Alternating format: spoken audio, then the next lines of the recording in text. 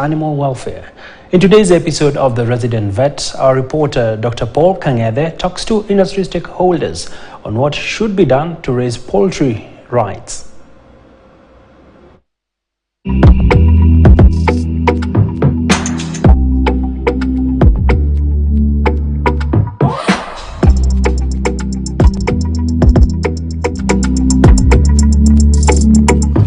Poultry farming has emerged over the years to become one of the lucrative business ventures.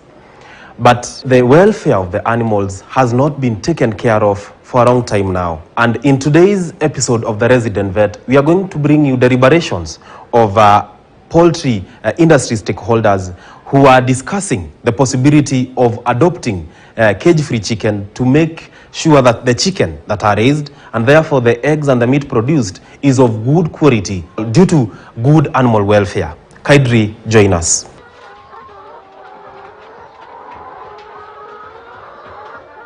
My name is Maurice Karani. I'm a veterinarian, a researcher, and an animal welfare enthusiast. Today, a new organization was being launched, that is Utunzi Animal Welfare, whereby we are working to ensure our animals live a worthy life.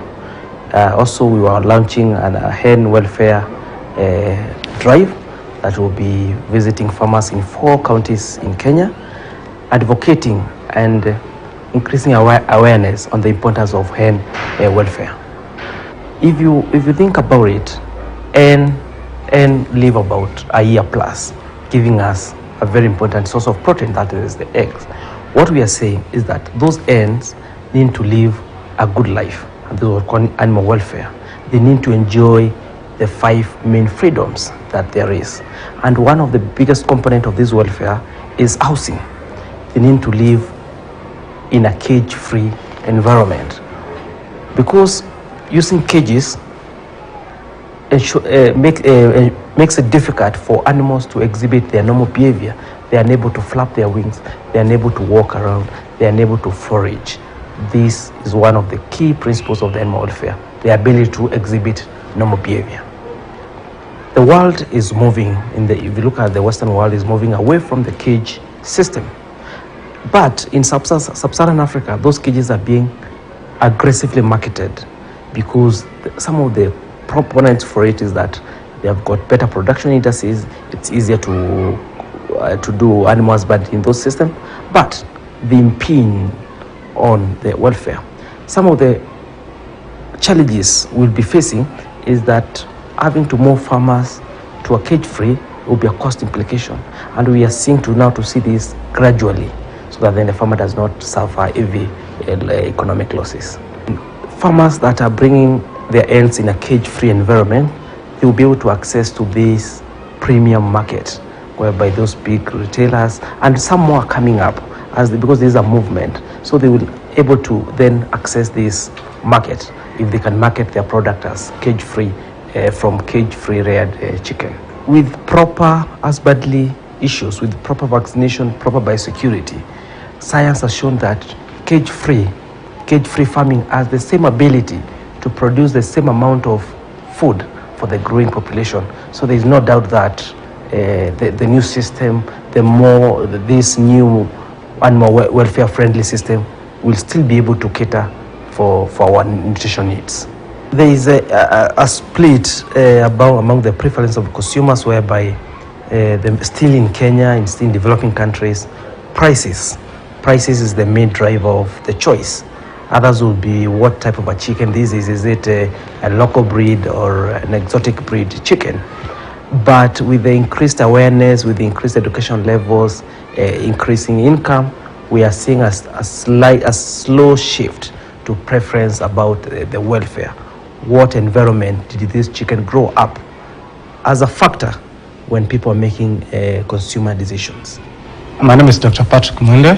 I'm from World Animal Protection, where I work as a research manager. I think we are at a better position now. If you compare where we were a few years ago, we have seen government and also industry coming forward to discuss the matters of animal welfare. For example, we know there's a bill that is in waiting for adoption, Animal Protection Bill 2019. and it mentions key aspects of animal welfare. And also we know there are other policies, for example, prevention for animal cruelty, that was reversed in 2012. It does mention on how we need to treat animals. But other than that, we also know there are other policies which really touch on animal welfare. And if you come to the industry, you have seen the current wave, the current direction that industry is taking. For example, Kenchik recently committed to animal welfare policies and standards. And again, it was all over the news about the move taken by Kempinski to start sourcing eggs from free-range production systems. So basically where we are currently, there's a lot of warmth on animal welfare, and that is based on key concerns that have been connected to production systems that are not animal welfare friendly. And also if you look at the market, if you look at where we are going in the future, we see animal welfare being a key concern. Currently it's becoming a key trademark when it comes to doing business on products that are sourced from animals. So basically we are asking that to go on, that key ask to continue, because if we have to see future, we must consider animal welfare at the moment. And again, as you know, as an organization, we did launch a report on impact on,